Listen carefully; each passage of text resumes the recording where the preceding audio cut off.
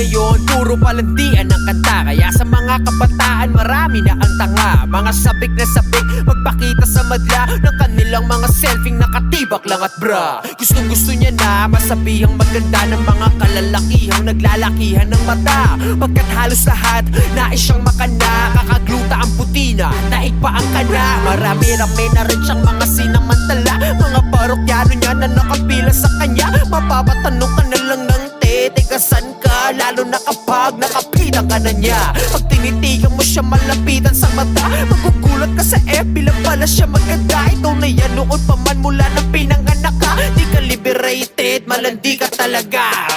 Para lang makabili ng mga gamit, ikaw ay walang kaba na magpagamit. Kung kani-kanino ka na lumalapit, kahit na kaninong patali may kumagabit. Malandi, malandi, malandi ka.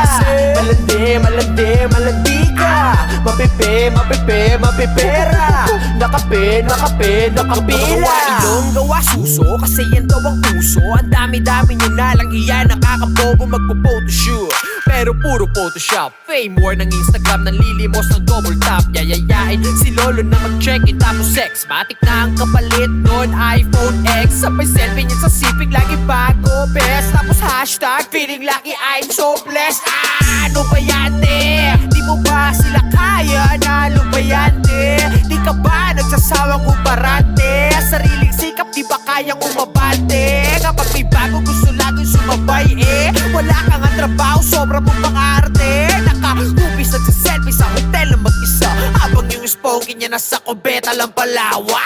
Para lang makabili ng mga gamit, ikaw ay walang kaba na magpagamit. Kung kani-kanino ka na lumalapit, kahit na kaninong patali may kumagabit. Malandi, malandi, malandi ka. Malandi, malandi, malandi ka. Mapipi, mapipi, mapipera. Nakape, nakape, nakapila. Mga short mo, literal na pek-pek short. Pag nabasto sa Facebook, magre-report. Natripan lang naman nila sexy big mo. Sanay ka naman, kunwari pang sensitive to. Kita pwet post, galit pag nabastos. Binastos daw yung big niya, nalabas sauce. Sorry naman, matino ka pala.